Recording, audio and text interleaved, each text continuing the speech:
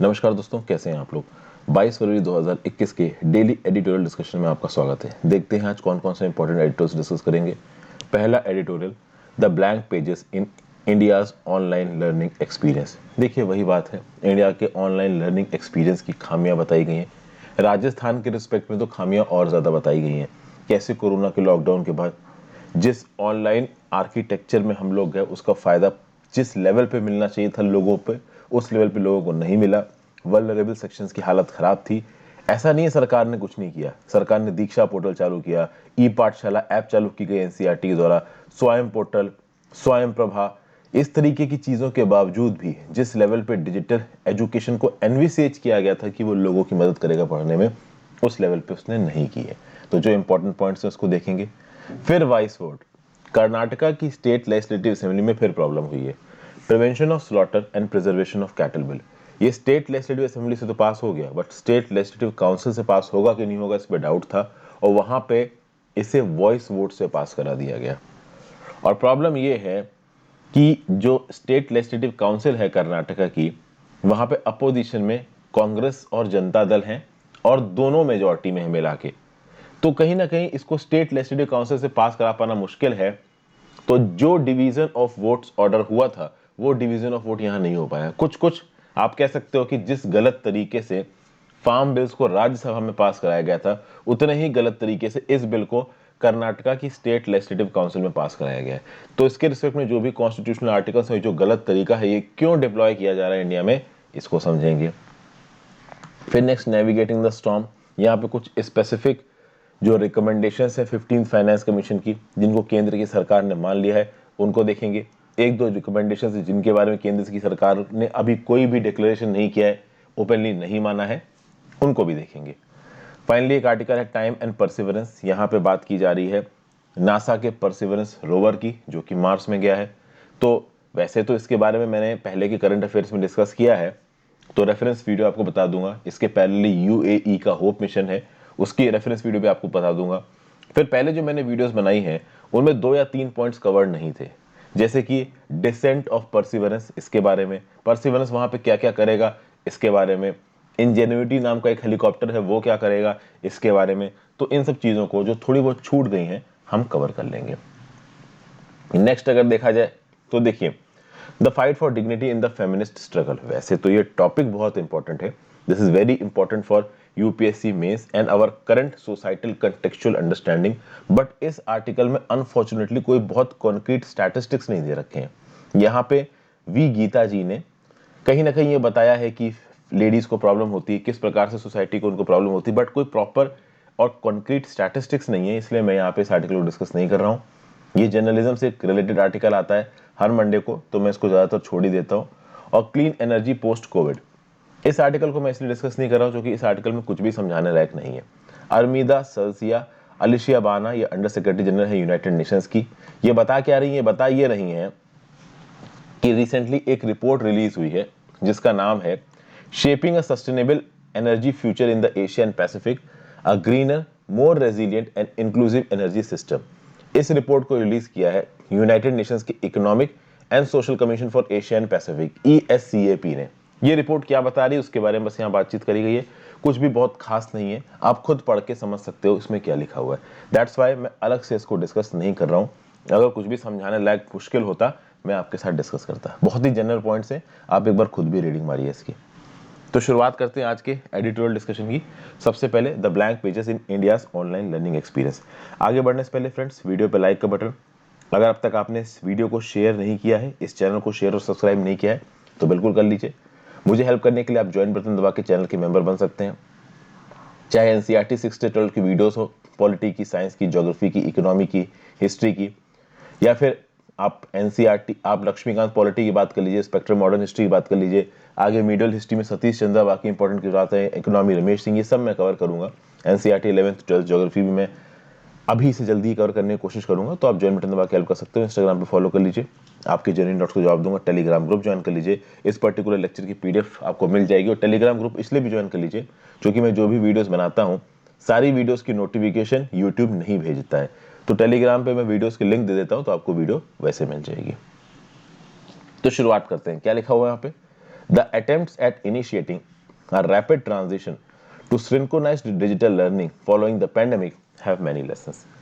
हमको पता है कि भाई वर्ल्ड बहुत बुरी तरीके से कोविड-19 के पैंडेमिक में बहुत ही ज़बरदस्त एडवर्स इफेक्ट आए हैं, चाहे सोशल स्फीयर हो, इकोनॉमिक स्फीयर हो, पॉलिटिकल स्फीयर हो, हर जगह हमको नुकसान देखने को मिला है।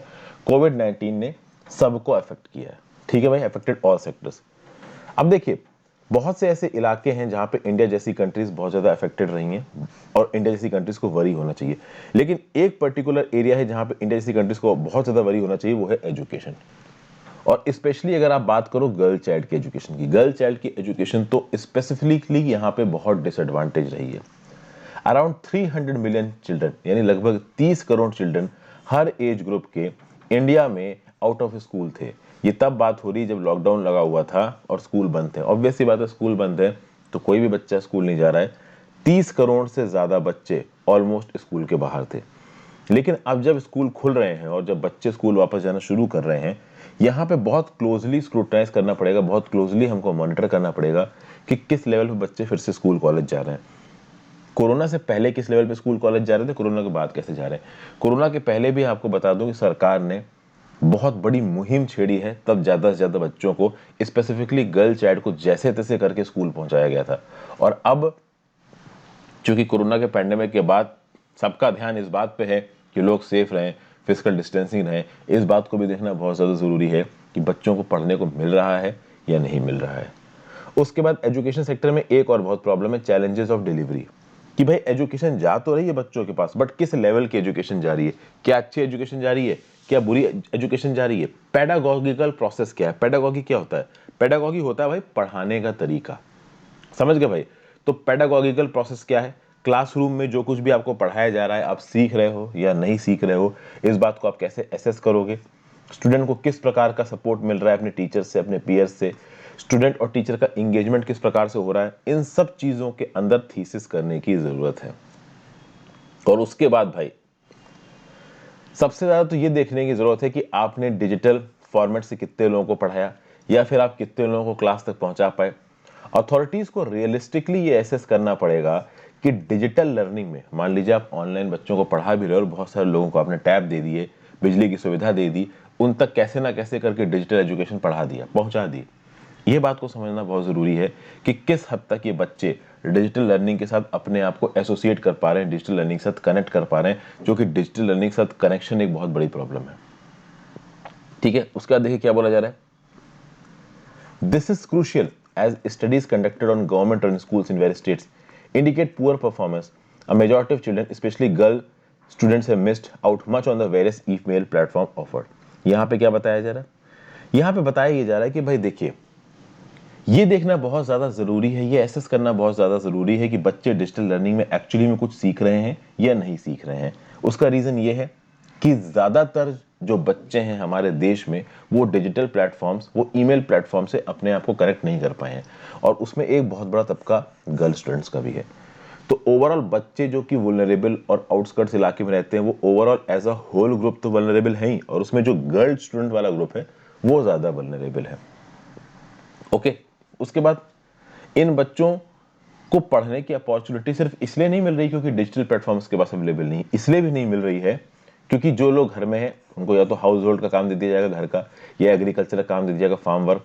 फिर भाई गर्ल स्टूडेंट्स, चूंकि स्कूल बंद हो गए, घर में बंद है, तो गर्ल स्टूडेंट्स के ऊपर जो बिल्कुल ही ट्रेडिशनल फैमिलीज हैं जहाँ पे किसी भी प्रकार के नियम कानून नहीं फॉलो होते, उनके सर पे वैसे तलवार लटकती है कि अब शादी करके कहीं भेज दिया जाएगा। तो ये सब चीज़ें यहाँ पे थी, ठीक है ना। और कहीं ना कहीं पेरेंट्स और टीचर्स भी पेडागॉगिक शिफ्ट के लिए तैयार नहीं थे। तो भाई स्कूल भेज रहे थे तो उनको लग रहा था कि कुछ सीख रहे हैं, ऑनलाइन में क्या ही सीख रहे हैं, तो ये तो पेडागॉगिक शिफ्ट है ना, मतलब आपने पढ़ाने के तरीके को ही बदल दिया। तो जब आपने पढ़ाने के तरीके को बदल दिया, हर कोई इस तरीके के साथ कनेक्ट कर पाए, ये बात देखिए जरूरी नहीं है। उसके बाद अगर आप देखो तो स्कूल क्लोजर्स की वजह से स्टूडेंट्स पे तो फर्क आया ही आया है, उनकी फैमिलीज पे भी फर्क आया है, और खासकर ये फर्क आया है किस पे, वल्नरेबल और अंडर प्रिविलेज सेक्शंस पे। कैसे, मैं आपको बताता हूं। लॉकडाउन लगा, और लॉकडाउन लगा एकेडमिक ईयर के बिल्कुल एंड पे, 25 मार्च के लगभग लॉकडाउन लगा है, और अप्रैल मई जून में पेपर आ जाते हैं पूरे इंडिया में, अलग अलग बोर्ड्स की अगर आप बात करो तो last quarter of the academic year में लगा है आपका लॉकडाउन। तो एग्जाम्स पोस्टपोन होने पक्के थे, एग्जाम्स पोस्टपोन हुए, सिलेबस में बहुत सारे चेंजेस हो गए। इन सिचुएशंस को कहीं ना कहीं सरकारों ने एड्रेस करने की कोशिश तो की, पर उस लेवल पे नहीं कर पाए। क्यों? क्योंकि देखिए बच्चे स्कूल तक तो आ नहीं सकते थे, हमारे यहाँ पे इंफ्रास्ट्रक्चर है नहीं उस लेवल का डिजिटल, जैसा कि यूरोप और यूएस जैसी कंट्रीज में। तो जो भी थोड़ा बहुत था हमारी देश की सरकारों के पास, उसके थ्रू सरकारों ने पढ़ाने की कोशिश की। तो टेक्स्ट के through, video audio content through, SMS, WhatsApp, radio, TV programme, जो भी समझ में आया सरकारों ने वो सब सरकार ने करना शुरू किया, जैसे तैसे करके बच्चों को पढ़ाने को। शुरुआत में तो प्राइवेट स्कूलों ने बच्चों को बहुत बेवकूफ बनाया, फीस तो बढ़ती रही, लेकिन टीचर्स ऑनलाइन क्लासेस लेते थे, और वो ऑनलाइन क्लासेस मजाक सी होती हैं, क्या ही होता है ऑनलाइन क्लासेस में। ठीक है, एक छोटा सा बच्चा मान लीजिए 8-10 साल का, 9 साल का, 15-20 साल का भी मान लीजिए, तो भाई फोन लेके सामने बैठा है। हालांकि 8 साल और 20 साल के बच्चे के में फर्क होता है, एक 8 साल 10 साल के बच्चे को फोन पे बैठा के पढ़ा पाना अपने आप में मुश्किल काम है। ठीक है, 18-20 साल का बच्चा पढ़ेगा नहीं पढ़ेगा ये उसकी सीरियसनेस पे डिपेंड करता है। कहीं ना कहीं स्कूल कॉलेज जाते थे तो होलिस्टिक तरीके से कुछ ना कुछ तो सीखने को मिलता था, यहाँ पे पूरी चीजें बदल गई। ओके, कहीं ना कहीं डिजिटल प्लेटफॉर्म में जब आप पढ़ते हो तो कहीं ना कहीं एक पीयर प्रेशर भी अगर हो तो बात होती है। स्कूल कॉलेजेस में जब आप जाते हो तो कंपटीशन होता है, साथ वाला आपसे आगे ना निकल जाए इसकी भावना होती है। यहाँ पे सब कुछ वर्चुअली हो रहा है, कोई आपके बगल में नहीं, आप बैठे बैठे क्लास में पढ़ रहे हो, जो थोड़ा बहुत कनेक्टेड हो फोन से कनेक्टेड हो। Union ministry of human resource development ने मार्च 2020 में बहुत सारे फ्री, आप कह सकते हो, ई लर्निंग प्लेटफॉर्म शुरू किए। इसमें से जो बहुत प्रोमिनेंट था उनके नाम बता रहा हूं। जैसे दीक्षा पोर्टल लॉन्च किया गया, ये ई लर्निंग कंटेंट था, इसमें अलाइन टू द करिकुलम, तो जो कुछ भी स्कूल में सिलेबस में आएगा वो सब दीक्षा पोर्टल में प्रोवाइड किया जाने लगा। ई पाठशाला करके एक ऐप है जो कि national council for educational research और ट्रेनिंग ने चलाई। तो आपको 1 से लेकर 12 तक की जो भी किताबें हैं एनसीईआरटी की, वो आपको अलग अलग भाषाओं में ई पाठशाला ऐप पे मिल जाएंगी, और भी बहुत सारा टीचिंग मटेरियल मिल जाएगा।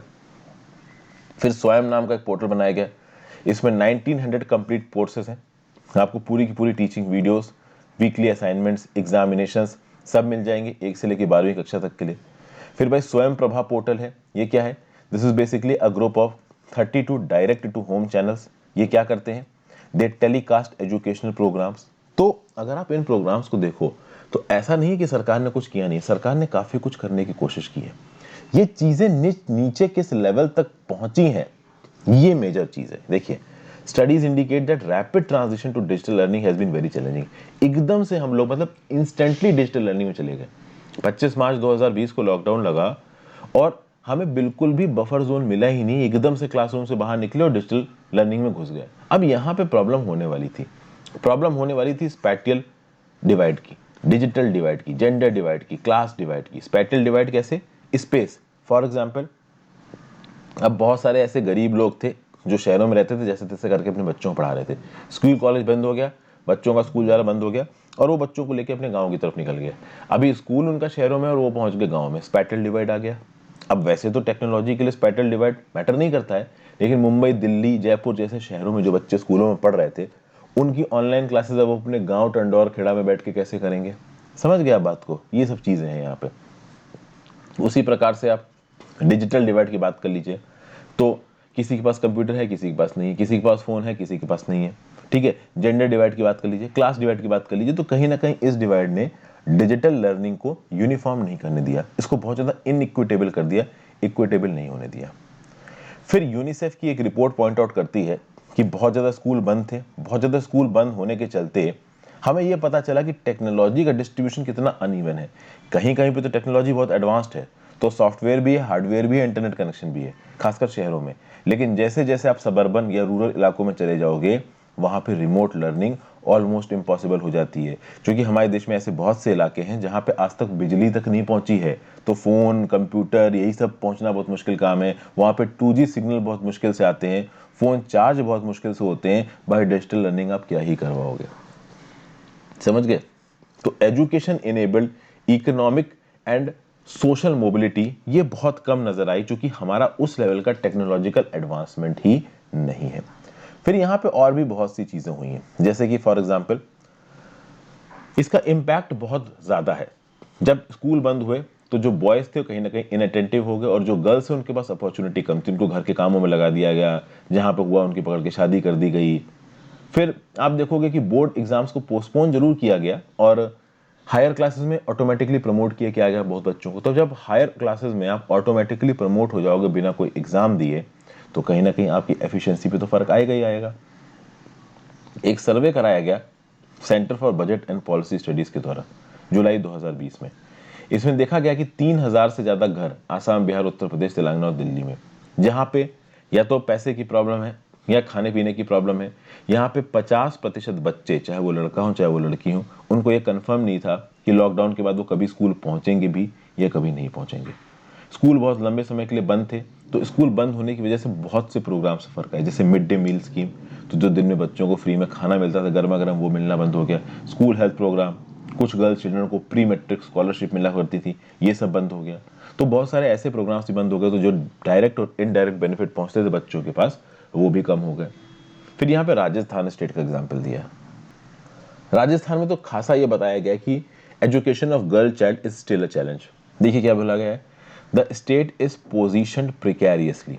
क्या बताया गया कि भाई Rajasthan is second worst in overall literacy rates in India. पूरे देश में ओवरऑल लिटरेसी रेट में सबसे सेकेंड वर्स्ट है, ठीक है ना भाई। और इसकी लोएस्ट लिटरेसी रेट से अमंग फीमेल। तो नेशनल सैंपल सर्वे 2017-18 के हिसाब से राजस्थान ओवरऑल लिटरेसी रेट में 2017-18 में सेकेंड नंबर पे सबसे बेकार है। और फीमेल्स में लिटरेसी रेट की बात की जाए तो सबसे ज्यादा बेकार है। 20% of girls in the age group of 15-16, 15 से 16 की एज ग्रुप में 20% जो लड़कियां हैं they are out of school. National average ये है कि भाई 15 से 16 की एज ग्रुप में 13.5 लड़कियां आउट ऑफ स्कूल हैं। राजस्थान में 20% लड़कियां आउट ऑफ स्कूल हैं। ये कहां से निकल के आता है? Annual status of education report, Acer report से निकल के आता है। एसर रिपोर्ट कौन रिलीज करता है, नीचे मुझे कमेंट सेक्शन में बताइए। अब क्या राजस्थान में लड़कियों के लिए प्रोग्राम नहीं चलाए गए? बिल्कुल प्रोग्राम चलाए गए। तो लोक जुम्बिश, शिक्षा कर्मी प्रोजेक्ट्स, ये सब राजस्थान में चलाए गए हैं। बट कहीं ना कहीं राजस्थान में एजुकेशन की क्वालिटी को लेके, इक्विटी को लेके और जेंडर को लेके ये प्रॉब्लम रही ही रही है। और ये बात ऑथर को कैसे पता है? जो ऑथर इस आर्टिकल के हैं सनी सेबेस्टियन साहब, ये फॉर्मर वाइस चांसलर रह चुके हैं Haridev Joshi university of journalism and mass communication की, जो कि जयपुर राजस्थान में। तो चूंकि ये राजस्थान में रह के काम कर चुके हैं, इनको राजस्थान के बारे में बेसिक जानकारी है। फिर यहाँ पे ये एक और स्टडी को कोट कर रहे हैं जिसको कंडक्ट कहा है institute of development studies Jaipur and development solutions Delhi ने। इन्होंने ये पाया स्टडी ने सितंबर से अक्टूबर के टाइम पीरियड में कि राजस्थान में ज्यादातर लड़कियां जो कि 13 से 16 साल के एज ग्रुप में आती हैं वो वापस स्कूल जाना चाहती हैं। लेकिन कहीं ना कहीं कोविड-19 के लॉकडाउन के बाद वो स्कूल जाएंगी कि नहीं जाएंगी, इस बात पर कोई गारंटी नहीं है। ज्यादातर बच्चों को राजस्थान के अंदर कोविड-19 के दौरान जो भी पढ़ाई के लिंक मिले वो या तो व्हाट्सएप से मिले या यूट्यूब से मिले। WhatsApp was responsible for 92% of the links, YouTube लगभग 12% ऑफ द लिंक्स। तो ये सब बातें यहाँ पे बताई जा रही हैं। कहीं ना कहीं एक ऐसा इंस्टीट्यूशन है जिसने कोविड-19 के समय पे सच में एजुकेशन को बच्चों तक पहुंचाया है, और वो है non governmental organisations. Non governmental organisations जो स्कूल चलाते हैं वो स्कूल ने अच्छा परफॉर्म किया, क्योंकि ये एनजीओ पुअर और बैकवर्ड रीजन्स को कैटर करते हैं। यहाँ पे इन्होंने डिजिटल लर्निंग के साथ साथ ऑफलाइन एजुकेशन पे भी ध्यान दिया है। तो टीचर्स इंडिविजुअल स्टूडेंट्स को होम पे पढ़ाते हैं। एक छोटा सा कोना पकड़ा गांव में, वहां पे बहुत कम बच्चों को बुलाया, उन बच्चों को दूर दूर तक बैठाया और उनको बैठ के वहां पे पढ़ाया। समझ गया बात को? तो इस प्रकार की चीजें एनजीओ लेड स्कूल्स ने करी हैं और वो कहीं ना कहीं इफेक्टिव रही है लॉकडाउन के दौरान भी एजुकेशन को डिसेमिनेट करने में। तो ऑथर बस यही बता रहे हैं कि चीज़ों को बहुत रेवोल्यूशनरी तरीके से यहाँ पे टैकल करने की ज़रूरत है। अगर आपको न्यू एजुकेशन पॉलिसी 2020 को लागू करना है तो भाई मास आउटरीच प्रोग्राम्स चलाने पड़ेंगे जिसमें सिविल सोसाइटी भी इन्वॉल्व हो, जिससे वो बच्चे जो कोविड-19 के लॉस के चलते पढ़ाई से बाहर निकल गए हैं वो फिर से पढ़ाई में लाए जा सकें। टारगेटेड कैश ट्रांसफर्स करने पड़ेंगे, बहुत ही जनरसली स्कॉलरशिप्स प्रोवाइड करनी पड़ेंगी, और स्कूल में जो पुअरेस्ट तबका है उस पर ध्यान देना पड़ेगा। और जैसा कि अभी रिसेंटली हमारे प्रेसिडेंट ऑफ इंडिया ने बोला, 6% ऑफ जीडीपी हमें एजुकेशन को देना पड़ेगा। 6% ऑफ जीडीपी एजुकेशन को देना बहुत लंबे समय से इंडिया में डिमांड चल रही है। ओवरऑल अगर आप भारत में राज्य की सरकार और केंद्र की सरकार का एक्सपेंडिचर देखो तो हमारा जो एक्सपेंडिचर रहता है एजुकेशन में वो लगभग 4% रहता है, जबकि बहुत लंबे समय से एजुकेशन के अलग अलग कमीशन ये डिमांड कर रहे हैं कि कम से कम 6% ऑफ द जीडीपी हमको एजुकेशन को देना चाहिए। रिसेंटली प्रेसिडेंट साहब ने भी ये बात बोली है। सरकार का भी कहीं ना कहीं ये मन है, बट पैसा ही नहीं है, तो ये एक बड़ी प्रॉब्लम है। तो ये था पूरा एनालिसिस आर्टिकल का। नेक्स्ट आर्टिकल चलते हैं।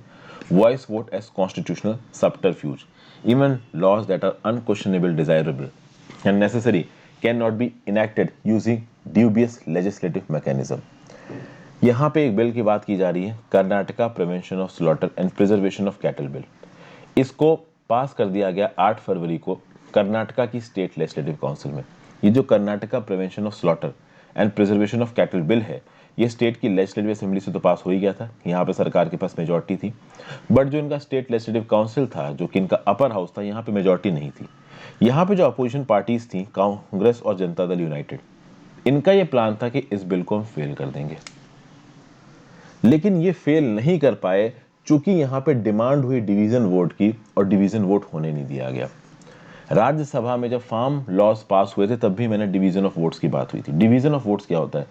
जब भी किसी हाउस में मान लीजिए एक बिल के ऊपर बहस चल रही, चाहे वो लोकसभा हो, राज्यसभा हो, स्टेट लेजिस्लेटिव असेंबली हो, स्टेट लेजिस्लेटिव काउंसिल हो, डिवीजन ऑफ वोट्स क्या होता है? मैं आपको बता दूं कि जब भी वोटिंग होती है ना किसी एक पर्टिकुलर बिल पे, जो स्पीकर होता है या प्रिसाइडिंग ऑफिसर होता है या चेयरमैन होता है, वो सब लोगों को बोलता है कि हाँ भाई, इस बिल के फेवर में कौन है, हाथ उठाइए और यस बोलिए। ठीक है, जो फेवर में है वो नीचे हाथ अंगूठा करिए, नो बोलिए। और अगर बहुत ज्यादा वॉइसेस कंफर्मिंगली ये बोलती है कि हाँ भाई बिल सपोर्ट में, तो उसको पास कर दिया जाएगा, या बिल अगेंस्ट में तो उसको रिजेक्ट कर देंगे। वॉइस वोट में एक प्रॉब्लम होती है कि प्रॉपर काउंटिंग नहीं होती। डिवीजन ऑफ वोट्स क्या होता है? डिवीजन ऑफ वोट्स जब डिमांड किया जाता है, तो इसका मतलब ये होता है कि भाई जो आदमी जो भी वोट दे रहा है, उस वोट की आप काउंटिंग करो, एक्चुअल वोटिंग की काउंटिंग होनी चाहिए। बस यही होता है डिवीजन ऑफ वोट्स। जब कर्नाटका की स्टेट लेजिस्लेटिव असेंबली में ये Karnataka prevention of slaughter and preservation of cattle bill आया, यहां पे डिवीजन ऑफ वोट्स की डिमांड हुई। यानी ये बोला गया कि आप वोट की काउंटिंग करवाइए, वॉइस वोट से इस बिल को पास मत करिए। लेकिन यहां पे इस बिल को वॉइस वोट से पास कर दिया गया, और ये चीज हमारे देश में एक बड़ी गलत तरीके से सामने आ रही है। क्योंकि अगर आप याद करो, तो ये जो फार्म लॉज पास किए गए थे जब राज्यसभा में, इनको भी सितंबर 2020 में वॉइस वोट से ही पास किया गया था। जो डेप्यूटी स्पीकर थे उस समय पर राज्यसभा के, उन्होंने भी वॉइस वोट से इन फार्म लॉज को पास कर दिया था, और इनमें भी डिवीजन ऑफ वोट्स नहीं हुआ था, फिजिकल काउंटिंग ऑफ वोट नहीं हुई थी। और कहीं ना कहीं इसकी वजह क्या बताई गई थी? तो राज्यसभा में भी वजह बताई गई थी पैंडेमोनियम, मतलब अपोजिशन ने इतना ज्यादा शोर शराबा मचाया कि वॉइस वोट से पास कर दिया, फिजिकल काउंटिंग की ही नहीं। और कर्नाटका की स्टेट लेजिस्लेटिव काउंसिल में भी बोला गया कि शोर शराबा इतना ज्यादा हो गया कि भाई वॉइस वोट से चीजों को पास कर दिया गया। अब बात यह है कि अगर शोर शराबा हो रहा है, तो कहीं ना कहीं अपोजिशन उस बिल के प्रति अपना, मतलब आप कह सकते हो कि रिफ्यूजल दिखा रहा है। तो जब अपोजिशन अपना रिफ्यूजल दिखा रहा है, तो आप उसके बारे में बातचीत करिए। ठीक है, अगर आप फार्म लॉस की बात करो, यहाँ पे मैं कहूंगा एक बहुत पोटेंट पॉइंट बोला जा रहा है। पिछले कुछ महीनों में फार्म लॉस को लेके फार्म एजिटेशन चल रहा है, बहुत सी चीजें चल रही हैं। तो फार्म लॉस सही है या गलत है, इसके ऊपर हमने काफी बहस की है। लेकिन सबसे खास बात है कि इस बात पे बहस नहीं हुई है कि जो लेजिस्लेटिव प्रोसेस अपनाया गया इन फार्म लॉस को पास करने के लिए, वो लेजिस्लेटिव प्रोसेस गलत था। भाई आपने वॉइस वोट से इतने इंपॉर्टेंट बिल्स को पास करा दिया, तो सबसे पहले तो फार्म लॉस को जिस तरीके से एक बिल बनाया गया, जिस तरीके से एक लॉ बनाया गया, वो तरीका ही गलत था। इस चीज के ऊपर लोग ज्यादा बात नहीं कर रहे हैं। बेसिकली लोग इस चीज से ज्यादा बात कर रहे हैं कि फार्म लॉस सही है या गलत है। अब सरकार यहाँ पे बार बार पॉइंट आउट कर रही है कि हमारा एग्रीकल्चर सेक्टर नीचे की तरफ जा रहा है। बहुत लंबे समय से एग्रीकल्चर रिफॉर्म्स की बात हो रही हो, और जब हम एक्चुअली में एग्रीकल्चर रिफॉर्म्स करने की कोशिश कर रहे हैं, तो आप हमको एग्रीकल्चर रिफॉर्म करने नहीं दे रहे हो।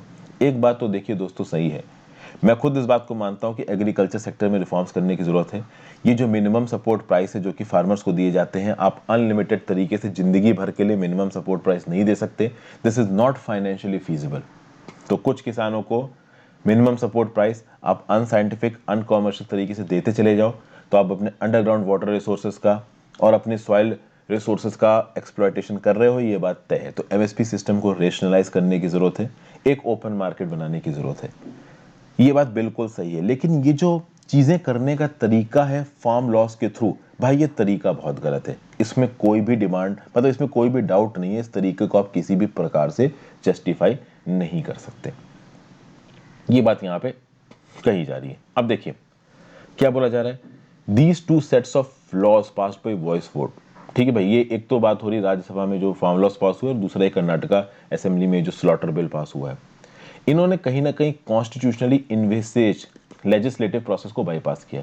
पहले तो अगर आप फार्म लॉस की बात करो तो इनको ऑर्डिनेंस की तरह लेके आया गया, और ऑर्डिनेंस के बाद इनको जिस अर्जेंसी से पास करवाया गया राज्यसभा में, कि किसी भी तरीके से आप जस्टिफाई नहीं कर सकते। क्यों नहीं कर सकते? क्योंकि जब फार्म लॉस जैसे सेंसिटिव मुद्दे लेजिस्लेचर में पहुंचते हैं तो जो सेट पैटर्न है, सेट पैटर्न क्या बोलता है? सेट पैटर्न ये बोलता है कि पहले इन बिल्स को लेजिस्लेटिव कमिटीज को रेफर किया जाएगा। लेजिस्लेटिव कमिटीज में ये बिल जाएंगे, लेजिस्लेटिव कमिटीज में इन बिल पे क्लॉज बाय क्लॉज डिस्कशन होगा। जो भी उस लेजिस्लेटिव कमिटी के मेंबर्स होंगे, जो कि अलग अलग पॉलिटिकल पार्टीज के होंगे, वो अपने अमेंडमेंट्स प्रपोज करेंगे। उन अमेंडमेंट्स के ऊपर अच्छी खासी ठीक ठाक बातचीत होगी, और फाइनली एक ऐसा मॉडिफाइड फॉर्म निकल के आएगा उस बिल का, जिसके प्रति सबको एसेंट होगा, जिसको सब लोग मानने को तैयार होंगे।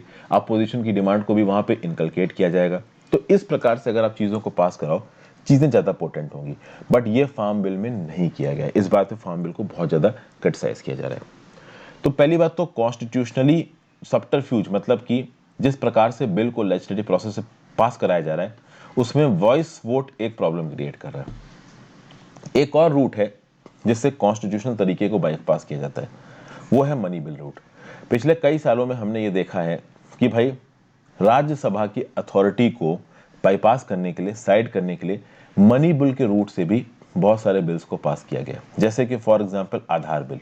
जब Aadhaar bill, targeted distribution of subsidies, इसको पास किया गया, तो भाई यहाँ पे इसको एज अ मनी बिल पास किया गया। और जब आपने इस बिल को एज अ मनी बिल पास किया, राज्यसभा की ताकत बिल्कुल खत्म हो गई।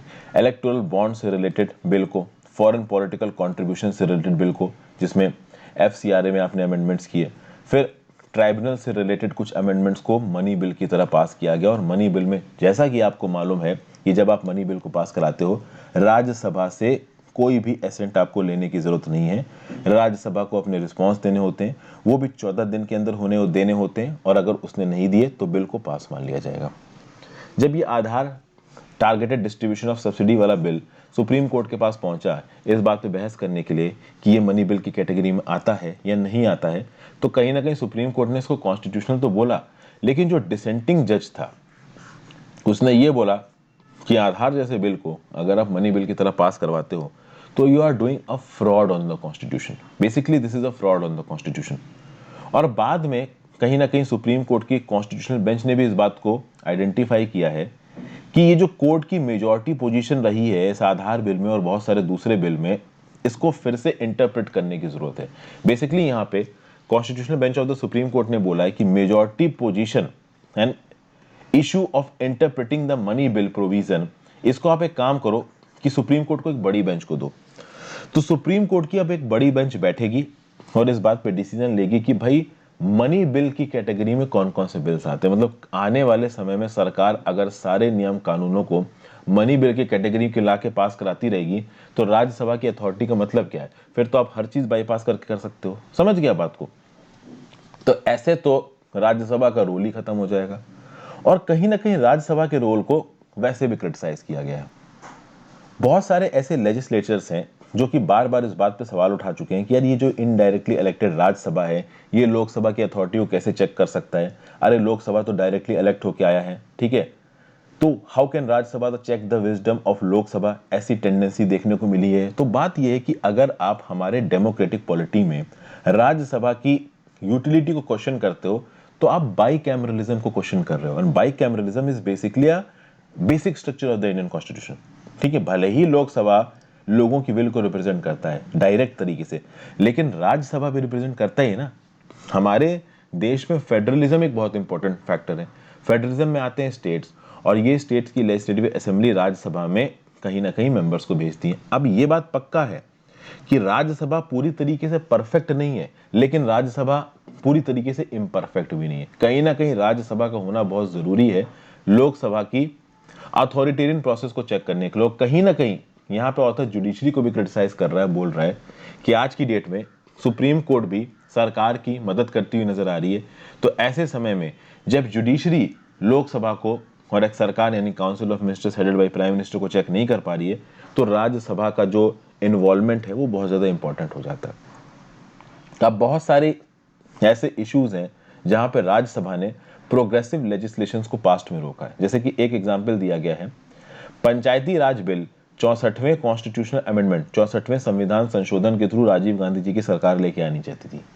राजीव गांधी जी की सरकार के पास लोकसभा में जबरदस्त मेजोरिटी थी, लेकिन राज्यसभा में मेजोरिटी नहीं थी, और राज्यसभा में मेजोरिटी ना होने की वजह से 64वें संशोधन पंचायती राज को पास नहीं करवा पाई राजीव गांधी की सरकार।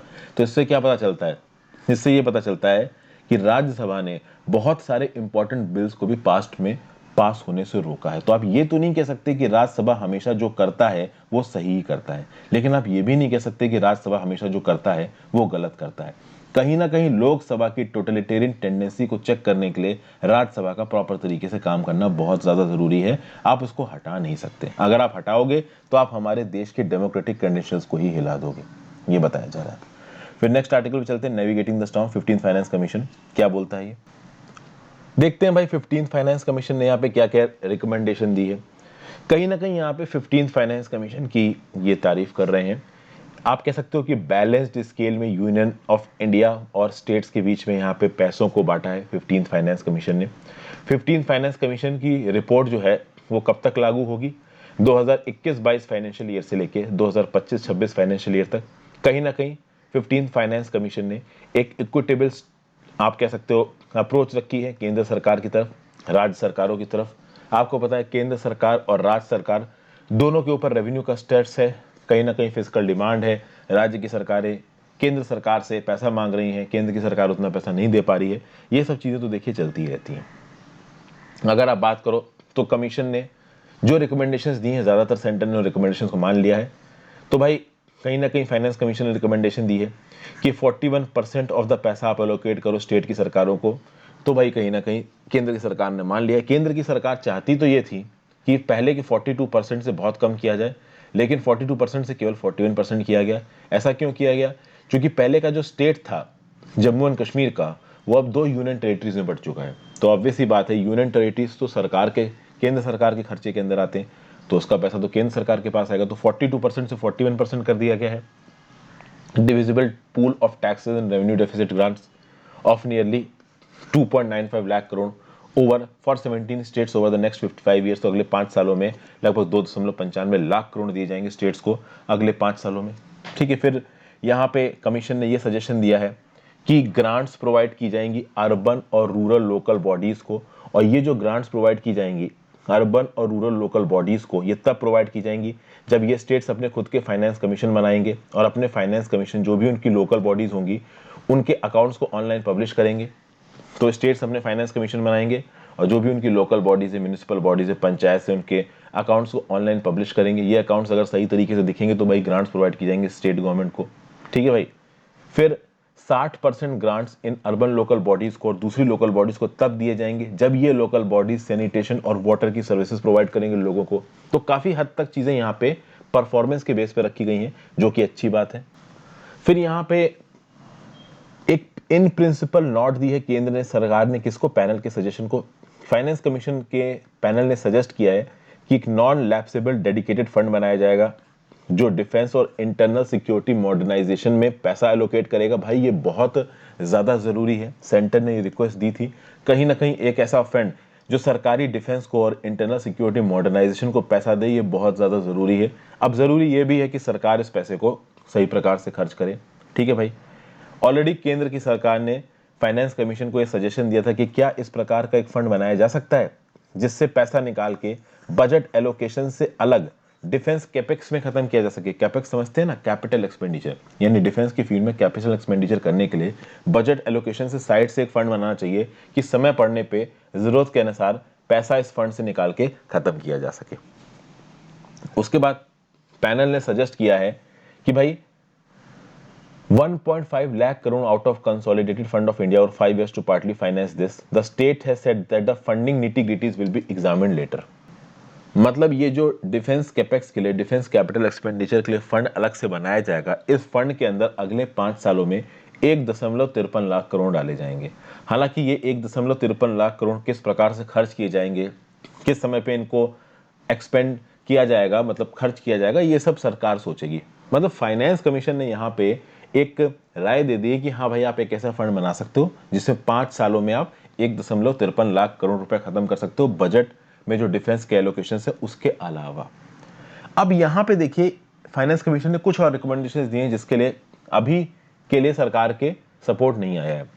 जैसे कि फाइनेंस कमीशन ने रिकमेंड किया कि सेक्टर स्पेसिफिक और दूसरी ग्रांट देनी है स्टेट गवर्नमेंट्स को 1.8 लाख करोड़ तक की। तो फाइनेंस कमीशन का रिकमेंडेशन है सेंट्रल गवर्नमेंट को कि भाई सेक्टर स्पेसिफिक और कुछ और ग्रांट आप दो स्टेट गवर्नमेंट को अप टू 1 लाख करोड़, 1.8 लाख करोड़। इसके प्रति फाइनेंस कमीशन का इसके प्रति सेंट्रल गवर्नमेंट का कोई प्रॉपर रिस्पॉन्स नजर नहीं आया। ये एक प्रॉब्लमेटिक चीज यहां पे देखने को मिल रही है। फिर अगर आप बात करो आगे तो जीएसटी कंपनसेशन को लेके सेंटर और स्टेट के बीच में ऑलरेडी बहुत सारे इश्यूज हैं। यहां पे देखिए केंद्र सरकार के ऊपर एक रिस्पॉन्सिबिलिटी डाल रहा है ऑथर। केंद्र सरकार बोल रहा है कि स्टेट गवर्नमेंट्स ऑलरेडी केंद्र सरकार से ऊपर चिड़ी हुई है। कहीं ना कहीं केंद्र सरकार जितना जीएसटी कंपनसेशन देना था स्टेट्स को उतना दिया नहीं। स्टेट्स के पास वैसे भी पैसा खत्म हो रहा है और कहीं ना कहीं सेंटर की एक टेंडेंसी देखने को मिली है कि सेंटर सेसेस और सरचार्ज ज्यादा लगा रहा है और कहीं ना कहीं टैक्सेस को कम कर रहा है। इससे होगा क्या कि सेस और सरचार्ज से आने वाले पैसे को केंद्र सरकार को स्टेट के साथ शेयर नहीं करना पड़ेगा। ये टेंडेंसी देखिए गलत है। और इस बजट में भी टेंडेंसी देखने को मिली है, सरकार ने लगाया है एग्रीकल्चर इंफ्रास्ट्रक्चर डेवलपमेंट सेस, जिससे सरकार के पास जो पैसे का शेयर है वो ज्यादा रहेगा और स्टेट्स के साथ कम शेयर करना पड़ेगा।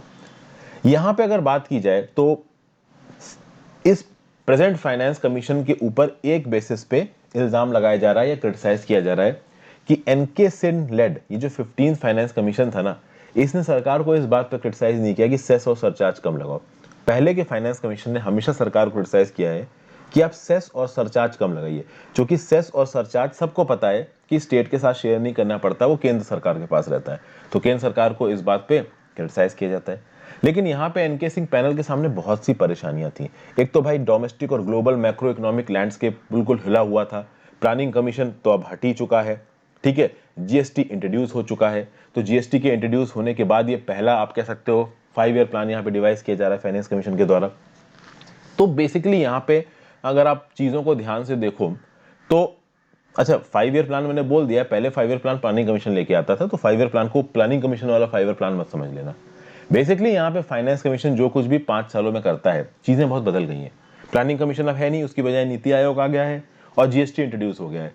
तो इन आप कह सकते हो हिस्टोरिक चेंजेस के बाद पहला यहाँ पे फाइनेंस कमीशन आ रहा है, तो फाइनेंस कमीशन के सामने बहुत चेंज सिनेरियो में चीजें करने की जरूरत है। दूसरी बात, फाइनेंस कमीशन को जब अपनी रिपोर्ट सबमिट करनी थी उसके कुछ महीनों पहले ही कोविड-19 का पैंडेमिक आ गया, तो उसके चलते ओवरऑल जो भी आप कह सकते हो प्रोजेक्शंस लेके चल रहा था फाइनेंस कमीशन, वो पूरे के पूरे प्रोजेक्शंस ही बदल गए। उसके बाद सेंटर की तरफ से भी थोड़ा थोड़ा प्रेशर जा रहा था फाइनेंस कमीशन के ऊपर कि जो 42% ग्रांट है इसको थोड़ा कम करिए। हालांकि 42% को ग्रांट को बहुत ज्यादा कम नहीं किया है यहाँ पे फाइनेंस कमीशन ने। और यहाँ पे कहीं ना कहीं फाइनेंस कमीशन ने स्टेट्स को पूरी आप कह सकते हो कि आजादी दी है, स्टेट्स को पूरी इंपॉर्टेंस दी है।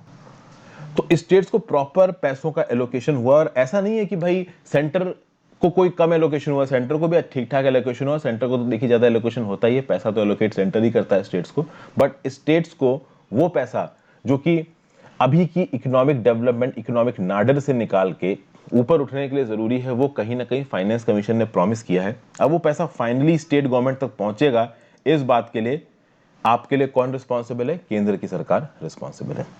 फाइनल आर्टिकल पे आ जाते हैं, टाइम एंड परसिवरेंस। यहाँ पे नासा का ये जो परसिवरेंस रोवर है उसकी बात हो रही है। इसके रिस्पेक्ट में मैं आपसे बोलूंगा कि आप यूट्यूब पे जाइए और यूट्यूब पे परसिवरेंस नासा हर्षित द्विवेदी सर्च मारिए तो आपको 2 वीडियोस मिलेंगी। पहली वीडियो से मिलेगी आपको 20 फरवरी 2021 की डेली करंट अफेयर्स। यहाँ पे जेज़ोरो मार्स क्रेटर समझा रखा है, ये जो नासा परसिवरेंस का मिशन है ये मैंने बहुत डिटेल में इस दिन के करंट अफेयर्स पे समझा रखा है। अगर आपने नहीं देखे तो एक बार देख लो जाके। और इसके रिस्पेक्ट में देखिए अभी रिसेंटली 3 मार्स मिशन है। एक तो था आपका नासा का परसिवरेंस जिसके बारे में अभी रिसेंटली न्यूज हो रही है, अभी डिस्कस भी करूंगा। इससे पहले एक और मिशन गया है जिसको कहते हैं आप यूएई होप मिशन। ये यूएई का है, मार्स के वेदर को स्टडी करने के लिए गया है। तो एक जो पर्टिकुलर वीडियो मैंने बना रखी है, UAE hope space probe to study Mars weather, why hydrogen oxygen is leaking from Mars atmosphere, आप एक बार इस वीडियो को भी देख लीजिए जाके। और चाइना ने भी अपना मार्स का एक मिशन भेजा है, उसके ऊपर भी जल्दी मैं आपके लिए वीडियो लेके आऊंगा जब उसके रिस्पेक्ट में न्यूज अपडेट होगी। तो अभी वो रास्ते में ही है कहीं पे। तो इस मिशन के रिस्पेक्ट में जो पहले मैं करंट अफेयर्स में डिस्कस कर चुका हूं उससे जो चीजें अलग है बस वही बता रहा हूं। इस परसेवरेंस मिशन की जो सबसे खास बात थी वो थी इसकी एंट्री, डिसेंट और लैंडिंग। परसेवरेंस रोवर जिस प्रकार से मार्स के एटमॉस्फेयर में घुसा और मार्स की सरफेस पे लैंड हुआ, that is the most important part. Martian atmosphere में घुसना at the speed of 20,000 kilometre per hour, और इस रोवर को मार्शियन एटमॉस्फेयर में घुसने के बाद उसकी सरफेस पे 7 मिनट पे हॉल्ट कराना, ये अपने आप में एक बड़ी बात है। अगर मार्स से अर्थ में आने वाला एक रेडियो सिग्नल 11 मिनट लेता है और 7 मिनट में आपने मार्स की हॉल्टिंग करवा दी, तो ऑब्वियस सी बात है कि रियल टाइम में तो नासा के साइंटिस्ट इस हॉल्टिंग को ओवरसी कर नहीं रहे थे। मतलब इस मार्स रोवर परसिवरेंस ने अपनी हॉल्टिंग खुद की है। तो अपनी आर्टिफिशियल इंटेलिजेंस के सिस्टम पे इसने अपनी हॉल्टिंग, इसने अपनी लैंडिंग परसिवरेंस रोवर ने खुद की है। ये जो लैंडिंग का प्रोसेस था काफी कॉम्प्लिकेटेड था। यहाँ पे कैमरा आई थी, रोवर बार बार खुद से चेक कर रहा था कि जो ग्राउंड है नीचे वो कहीं हैजार्डस टेरेन तो नहीं है, और ये सब कुछ चीजें इस रोवर ने अपने खुद के दिमाग से, आर्टिफिशियल इंटेलिजेंस से कुछ मिनट्स में कर लिया। इसको रियल टाइम में ओवरसी नहीं कर रहा था नासा, ये बात याद रखिएगा। फिर ये रोवर क्या क्या करेगा, तो ये टेस्ट करेगा इन टेक्नोलॉजीज को जो कि ह्यूमंस की प्रेजेंस को दिखाता है फ्यूचर में। बेसिकली ह्यूमंस इस प्रकार के एटमॉस्फेयर में रह सकते हैं कि नहीं रह सकते हैं, इसके बारे में देखना। पहले मार्स पे किस हद तक लाइफ फॉर्म्स रहे हैं, इसको देखना है। ये जो जेजेरो क्रेटर नाम की जगह है जहां पे परसिवरेंस रोवर लैंड किया है, यहाँ पहले एक बहुत बड़ी लेक थी। लेक मतलब पानी, जहां पे पानी है मतलब कि भाई यहाँ पे हो सकता है कोई ना कोई लाइफ फॉर्म रहा हो, तो इसको स्टडी करना। फिर इस परसिवरेंस रोवर पे एक ऐसा इंस्ट्रूमेंट है जो एटमॉस्फेरिक कार्बन डाइऑक्साइड से ऑक्सीजन को एक्सट्रैक्ट कर सकता है, इसको देखना। इस रोवर में एक हेलीकॉप्टर है जिसका नाम है इंजेन्युइटी, ठीक है ना भाई। ये इंजेन्युइटी नाम का हेलीकॉप्टर इसलिए बनाया गया था कि ये मार्स के थिन एटमॉस्फेयर में उड़ के मार्स के सरफेस का सर्वे कर सके, ठीक है ना भाई। इसका सोल पर्पस क्या है, would be to demonstrate flight on Mars. Mars पे उड़ के दिखाएगा ये आपका इंजेन्युइटी रोवर, और ऑब्वियस सी बात है कुछ और साइंटिफिक स्टडीज भी करेगा ही करेगा। और ये देखना कि कुछ लिटिल ग्रीन माइक्रोब्स क्या आज की डेट में मार्स में है या पहले कभी मार्स में रहे थे। आज की डेट में मार्स में हो इसकी तो देखिए चांसेस बहुत कम है, लेकिन पहले की डेट में मार्स में रहे, इस चीज की स्टडी भी ये करेगा। यहाँ पे तो मैंने बेसिकली केवल वही पॉइंट्स बताए हैं जो मैंने अपनी पहले की इस 20 फरवरी 2021 वाली डेली करंट अफेयर्स की वीडियो में डिस्कस नहीं किए थे, तो इस वीडियो को भी आप एक बार देख लो। तो ये था आज का एडिटोरियल एनालिसिस। आई होप आपको बहुत कुछ सीखने को मिला होगा। वीडियो को लाइक किए बिना मत जाना, अपने व्यू पॉइंट्स नीचे कमेंट बॉक्स में जरूर देना। Thank you for watching friends. ज़्यादा से ज़्यादा लोगों के साथ अपनी इन वीडियोस को शेयर करें। आप जितने सारे लोगों के साथ इन वीडियोस को शेयर करेंगे उतनी ही मेरे को मदद मिलेगी। मैं आपसे रेगुलरली सजेशंस भी मांगता रहता हूँ कि मैं कैसे अपने कंटेंट को इवॉल्व करूँ। मुझे पता है कि मुझे आप लोगों का कोर्स खत्म करना है, मैं कोशिश भी कर रहा हूँ कि ज़्यादा से ज़्यादा वीडियोस आपके लिए लेके आऊँ। ऑब्वियस सी बात है, ऑलमोस्ट मेरी सारी वीडियोस मेरी फ्री ऑफ कॉस्ट है। 20-25 वीडियोस मैंने बताई थी मेंबर्स के लिए, बाकी सब तो फ्री ऑफ कॉस्ट ही मिल रही है आपको। तो अपने सजेशंस रेगुलरली देते रहें, साथ साथ वीडियो को लाइक और शेयर भी करते रहें। आप कुछ करना चाहते हैं तो लाइक और शेयर करिए। Thank you for watching, have a great day.